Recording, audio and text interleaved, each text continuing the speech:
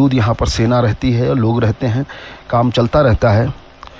वास्तव में बद्रीनाथ पृथ्वी पर साक्षात भू वैकुंठ के नाम से जाना जाता है, ऐसी मान्यता है। और इसी मान्यता के चलते चारों धामों में एक धाम यह निश्चित रूप से हर व्यक्ति अपने जीवन में यहाँ आना चाहता है।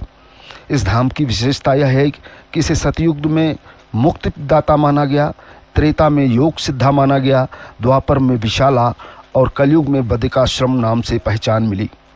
शास्त्रों में इसकी प्रामाणिकता के लिए लिखा गया है कि बद्रिकाश्रम धाम को सभी धामों में प्रमुख धाम, सभी तीर्थों में उत्तम तीर्थ पुराणों में कहा गया है। धरती पर इसे 8वां वैकुंठ माना गया।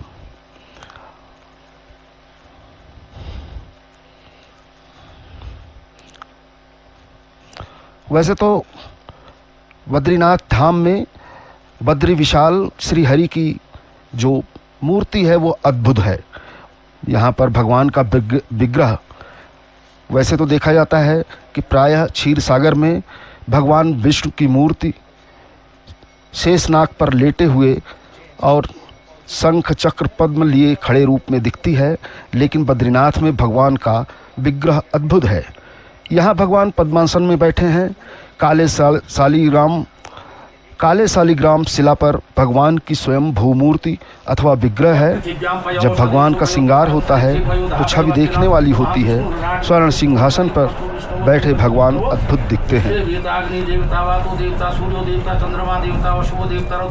दिव्य वस्त्रों से सुसज्जित भगवान की यह अद्भुत लीला के हर व्यक्ति लालायित रहता है। और निश्चित रूप से देश के प्रथम लोक सेवक सर्व मंगल की कामना, लोक मंगल की कामना, लोक कल्याण की इच्छा और भगवान से शक्ति लोगों के लिए जरूर मांगेंगे। लोक कल्याण के लिए ही भगवान बद्री विशाल को जाना जाता है। पापों से मुक्ति मिलती है भगवान बद्रीनाथ का दर्शन करने से। जीवन की अनंत यात्रा में अनेक ऐसे प्रसंग आते हैं कि जब भगवान को ही व्यक्ति अपना सहारा मानता है। आरती हो रही है भगवान की। प्रधानमंत्री नरेंद्र मोदी पूरी श्रद्धा के साथ जो है बद्रीनाथ जी के धाम में अलकनंदा के किनारे कल बहती हुई अलकनंदा अपने पूरे वेग से जब बहती है तो निश्चित रूप से वो सनातन की उन तमाम सारी मान्यताओं को अपने में लपेटे हुए धरती तक जाती है, जो हमारा वैदिक काल से लेकर पौराणिक काल से लेकर हमारी सामर्थ्य का प्रतीक रहा है। वही यहाँ पर अलकनंदा मंदाकिनी केदारनाथ से यमुनोत्री, गंगोत्री और अंत में गंगा पूरी धरती को तृप्त करते हुए जाती हैं। और यही प्रवाह हमारी आध्यात्मिक चेतना को पुष्ट करता है। यही प्रवाह हमारी राष्ट्रीय एकता को पुष्ट करता है। यही प्रवाह उत्तर से दक्षिण को, दक्षिण से पूरब को, सबको जोड़ करके रखता है। प्रधानमंत्री का मुख्य पुजारी तिलक कर रहे हैं और इस प्रकार आप देख रहे हैं कि प्रधानमंत्री पूजा अर्चना करने के बाद अब मंदिर के गर्भगृह से निकलने वाले हैं।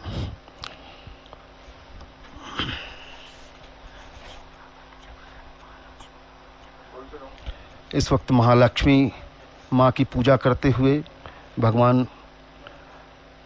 के साथ लक्ष्मी जी की आराधना और पूजा आवश्यक होती है। और यही कारण है कि प्रधानमंत्री भगवान की पूजा अर्चना के बाद माँ लक्ष्मी की पूजा अर्चना कर रहे हैं।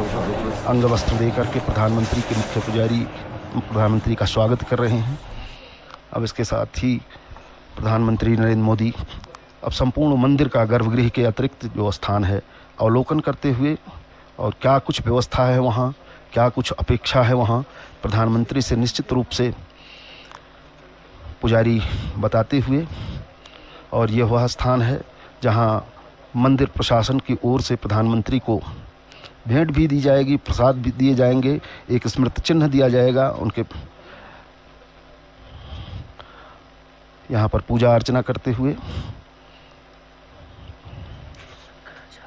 शंकराचार्य के चरणों में अपना शीश नवाते हुए प्रधानमंत्री जिन शंकराचार्य ने बहुत ही कम समय में 4 धामों की स्थापना की और पूरे सनातन धर्म के मानने वालों के लिए एक दिशा दी। और यही कारण है कि चाहे वो केदारनाथ का मंदिर हो या बद्रीनाथ का मंदिर हो, जिसकी स्थापना में शंकराचार्य जी की दिव्य दृष्टि रही है, वहाँ पर भगवान के साथ साथ शंकराचार्य का भी पूजन और अर्चन किया जाता है।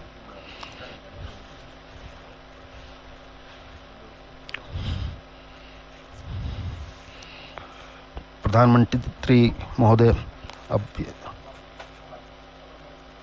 मंदिर परिसर में ही मौजूद, इसके बाद यहाँ से थोड़ी ही दूर पर माणा गांव है, जहाँ एक पब्लिक रैली का संबोधित करेंगे। इसके साथ ही कई सारी परियोजनाओं जिनकी कीमत बताई जाती है 3400 करोड़ रुपए है, उनका भी उद्घाटन और शिलान्यास करेंगे। प्रधानमंत्री जी का विधिवत सम्मान, ये स्मृति चिन्ह है जो प्रधानमंत्री जी को भेंट किया जा रहा है।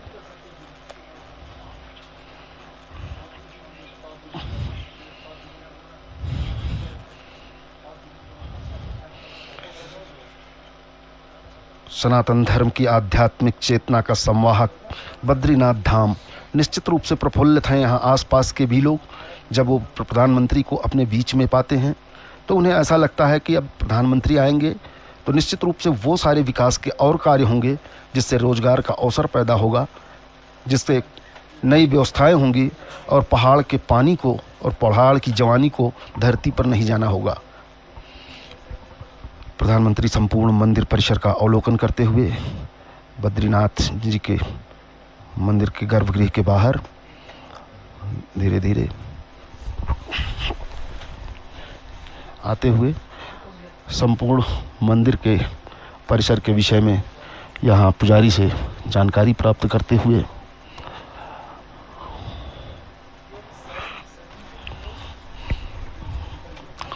अंदर भी भगवान के अनेक विभिन्न रूपों में बद्री विशाल के अतिरिक्त जो है अनेक सारे विग्रह हैं जिन पर प्रधानमंत्री अपना सिर नवा रहे हैं, श्रद्धापूर्वक नमन कर रहे हैं।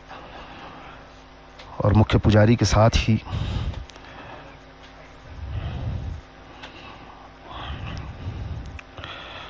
बद्री विशाल के प्रति अपनी श्रद्धा सुमन, अपनी भक्ति का प्रवाह बनाए रखते हैं प्रधानमंत्री। और यही कारण है कि वो आध्यात्मिक चेतना हमारी संतति का संवाहक होती है। ये इस मंदिर की वह पोथी है जिस पर यहाँ आने वाला सामान्य व्यक्ति से लेकर के प्रधानमंत्री तक अपनी उपस्थिति दर्ज करते हैं। और अगर कहें तो बद्री विशाल की यह उपस्थिति पंजिका है। यहाँ जो लोग आते हैं अपने विचार, अपनी उपस्थिति दर्ज करते हैं। इसी पुस्तिका में मैंने देखा कि इससे पहले भी प्रधानमंत्री नरेंद्र मोदी आए थे और उन्होंने अपने विचार भी पुस्तक में व्यक्त किए थे।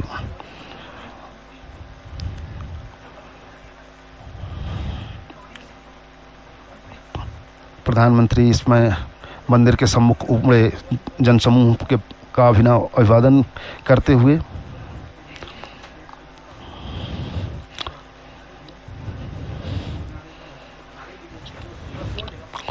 प्रफुल्लित हैं। प्रधानमंत्री प्रफुल्लित हैं।